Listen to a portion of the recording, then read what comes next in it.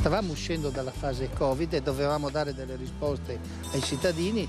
Per cercare di essere rapidi abbiamo identificato un problema vero, che sono le cataratte, e un modello organizzativo nuovo che ha radunato gli oculisti dell'ULSS 3 nell'ospedale di Dolo, sia per ottimizzare i tempi delle liste d'attesa che per formare in tempi brevi gli specialisti. Abbiamo messo a punto un sistema di competenze con tutto il nostro personale infermieristico e OS per quel che riguarda sia il percorso del paziente ma anche per quel che riguarda tutta la strumentazione. Il chirurgo viene accontentato in tutte quelle che sono le sue esigenze, tra virgolette, chirurgiche, però abbiamo cercato anche di uniformare l'attività in maniera tale da creare un meccanismo comune che, in cui tutti i chirurghi si trovassero in una zona confortevole, una comfort zone. Ottimizza i tempi e migliora al contempo la qualità.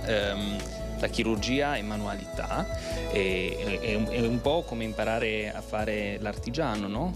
Bisogna praticare.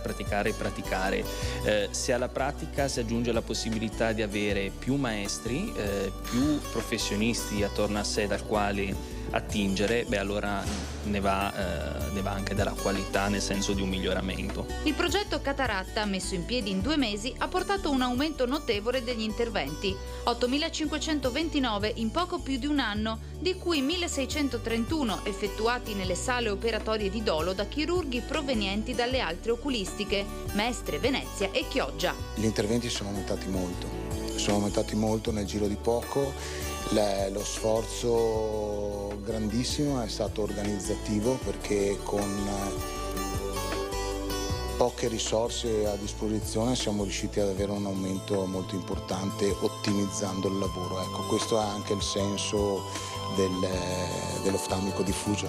Fondamentale è l'attenzione alla qualità di vita del paziente. Fa sì che il paziente venga accolto, diciamo così, in maniera adeguata, ma soprattutto venga data una risposta per la sua vita futura, e quindi la miglior chirurgia che è possibile, nel caso della chirurgia della cataratta in questo caso, quindi con la minore invasività possibile, quindi microchirurgia, con la strumentazione migliore, ma con la prospettiva anche futura di visione più a lungo possibile. Si tratta di un intervento veloce, tra i 10 e i 15 minuti, e a basso rischio di complicazioni.